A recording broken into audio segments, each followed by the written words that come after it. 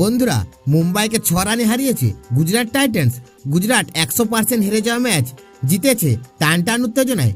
বন্ধুরা, আপনারা যদি দেখতে চান গুজরাট 6 রানে 100% হেরে যাওয়া ম্যাচ কিভাবে জিতলো, তাহলে ভিডিওটি লাস্ট অবধি দেখতে হবে। চ্যানেলটিকে সাবস্ক্রাইব করতে হবে, একটি লাইক দিতে হবে এবং নোটিফিকেশন বেল আইকন দাবাতে হবে। বন্ধুরা, রবিবার ঘরের মাঠে আহমেদাবাদের নরেন্দ্র মোদী ক্রিকেট স্টেডিয়ামে টসে হেরে প্রথমে ব্যাটিংয়ে নেমে মুম্বাই ইন্ডিয়ান্সকে 169 রানের লক্ষ্য দেয় গুজরাট টাইটান্স। বন্ধুরা, গুজরাটের হয়ে সর্বোচ্চ 45 রান করেন সাই সুদর্শন। বন্ধুরা, অধিনায়ক গিল 31 রান করেন।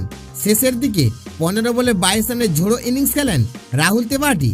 মুম্বাই ইন্ডিয়ান্সের হয়ে সব থেকে বেশি 3 উইকেট নেন জসপ্রীত বুমরা।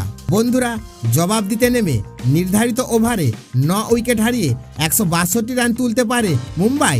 মুম্বাইয়ের হয়ে সবচেয়ে বেশি রান করে 29 বলে 43 রান রোহিত। বন্ধুরা, 38 বলে 46 রান করেন ব্রেভিস। বন্ধুরা, 12 বলে মুম্বাইয়ের লক্ষ্য দাঁড়ায় 27 রান। 19তম ওভারে প্রথম বলে ছক্কা হাঁকালেও পরের বলে ক্যাচ আউট হন তিলক। বন্ধুরা, 6 বলে 19 রান দরকার ছিল মুম্বাই।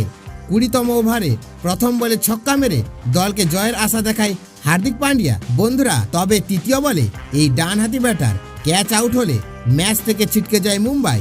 নির্ধারিত ওভারে 9 উইকেট হারিয়ে 162 রান তুলতে পারে মুম্বাই। এতে 6 রানে জয় পায় গুজরাট টাইটান্স।